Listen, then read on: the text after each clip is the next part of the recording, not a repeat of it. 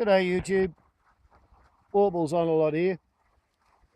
As you can see, I have a black foot and I have a white foot. I have one foot in either camp. This will be a malt liquor video conducted at 1.7 standard drunks to the bottle, which is 5.8% alcohol. Therefore, label out, as they say. According to the canons, this is a malt liquor video. And there she blows, and down she goes.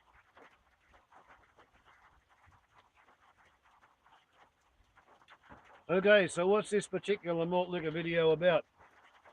Well, I want to talk about the prissy dunce erect Tronald Dump, who will be screwed into place. That's what inaugurated means. An auger is a screw. To inaugurate somebody means to screw them into place.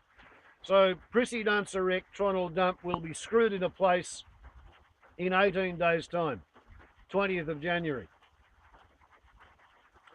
And I want to expound my own personal hypotheses, theories perhaps, as to why Tronald Dump was able, to pardon the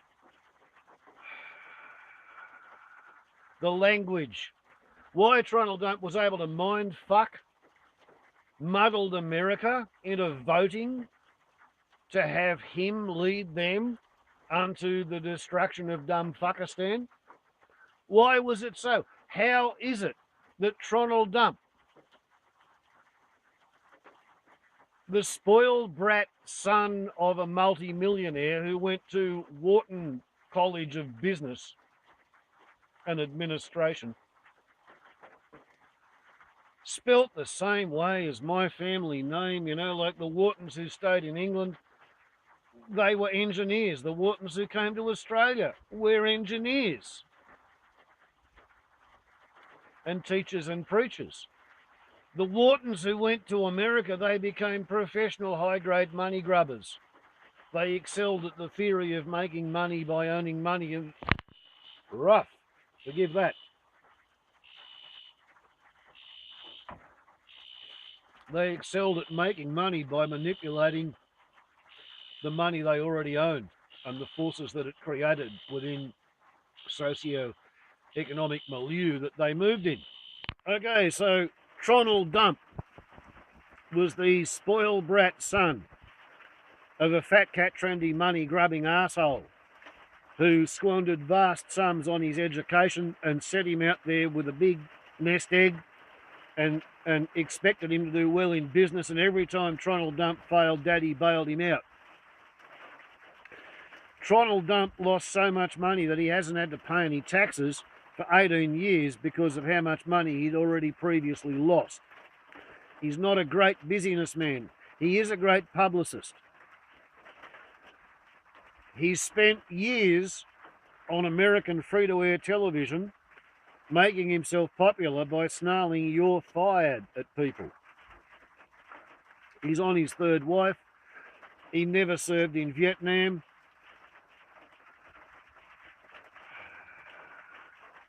He's the quintessential self-promoter. He believes his own bullshit. He doesn't care what the facts are because he knows that public opinion can be swayed at a whim and a gesture. And why is it possible for Tronald Dump to become erected as prissy dunce of the excited states of Norte Armed Americano? I have two words: Ronald Reagan Zap. Ronald is one word, Reagan Zap is another word. Now here's how it goes. And I've been surprised the number of people who don't know and can stumble this story. Once upon a time, the United States Congress required all newspapers with state or national reach penetration, syndication, readership, all state or national size newspapers, as well as all state or national size radio stations and television stations in the excited states of Norte Americano, they had to limit their news and editorial content to that which was provable as being true by the best known science at the time. So you couldn't publish an editorial that said the moon was made of green cheese in 1979 because Ronnie Reagan hadn't been in office long enough. But one of the things Ronnie Reagan did around about 1980, early 80s, was to repeal the congressional requirement for American broadcasters to tell the truth in their news and editorial material. And this was done after being petitioned on the grounds of freedom of speech, because it was considered to be an imposition and a limitation on the freedom of speech of the people who owned shares and directed the executives of the stations and the newspapers. And when that occurred, a couple of things went on.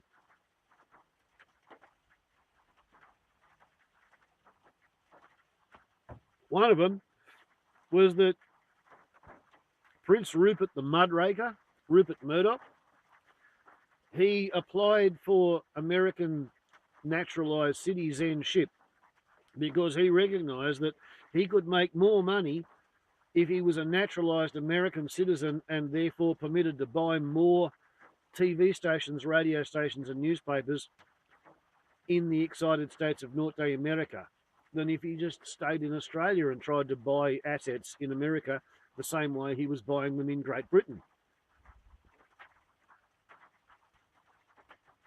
The reason that he was attracted to send himself into self-imposed exile, I mean, let's face it, you give up your Australian citizenship, we don't fucking want him back, right? Particularly as he uses the money he skims off muddled America, paying to watch Fox News. He uses that money to fund the Australian newspaper and the Weekend Australian newspaper, which is like a mainline injection of right-wing values into Australian society. So anyway, the fact is that 35 years ago, it stopped being against the law to broadcast bullshit to the American middle classes via their free-to-air media and their radio and their newspapers. The reason it stopped being bullshit is because you can make more money packaging advertising and selling the advertising in among exciting bullshit than you can if you restrict yourself to telling the truth. And so, ever since Ronnie Reagan Zapp was the prissy dunce of the excited states of Norte Americano, in his demented, senescent state, authorising billions of dollars to be spent on Star Wars because it was doing well in the movies, and thereby effectively bankrupting the United Soviet Socialist Republic, and, you know, granting the world an opportunity for peace and the end of the Cold War, which was subsequently pissed away against the wall by his second vice president, a bloke called George Herbert Walker Bush, whose previous appointment before becoming vice president had been deputy director of the Central Intelligence Agency. Oh, what a digression that I'm just going to have to kind of pass up. But the point is, when Reagan was a senile halfwit and George Herbert Walker Bush was his understudy, Reagan made it lawful to broadcast bullshit to the American muddled classes.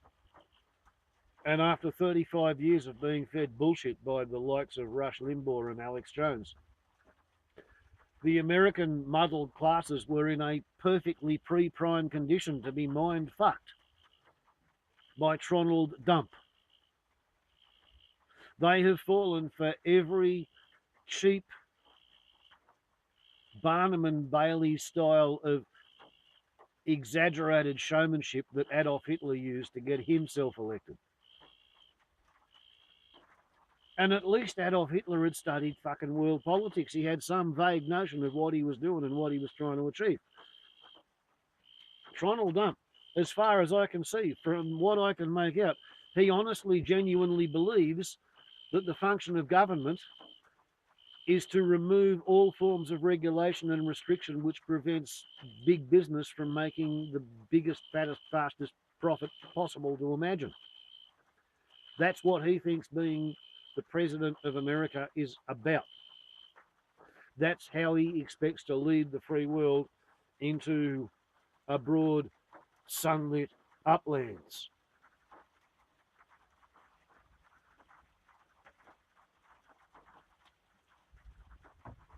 And as an Australian, sitting here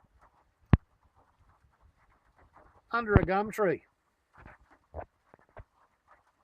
I am bloody well ashamed to have to admit that Rupert Murdoch was whelped on the same continent that I walk upon with my black and white feet. A phenomenon which occurs because of my habit of sitting on a north-facing veranda with the sun shining on one foot while I'm sitting on the other. But it shows you how easy it is to pass for white. But anyway, for whatever it's worth, speaking as the fool on the hill, the local loudmouth extreme green activist, celibate vegetarian poet, alcoholic analyst of real politics, I have to say that you've really got to chalk it down to Rupert Murdoch and Ronald Reagan as to why America is right now in the situation it's in. Ronald Reagan made it lawful to broadcast bullshit into middle America. And bullshit is more exciting than telling the truth. And the more exciting it is, the more money you can charge for the advertising that goes in the slots between the bullshit than you could charge for the advertising going in the slots between telling the truth. And Rupert Murdoch leapt at that opportunity to make as much money as he could by pumping bullshit into muddled America, and therefore, thus and because, now we have Tronald Dump, the prissy dunce erect of the excited states of Norte Armed Americano. There you go, VBN. That's why I think you're in a position to sit on the sidelines as a fucking tax accountant in Perth and cheer your little heart out because you think the forces of big business are going to bring freedom and prosperity unto all of us. Warbles on a lot to YouTube. Ciao.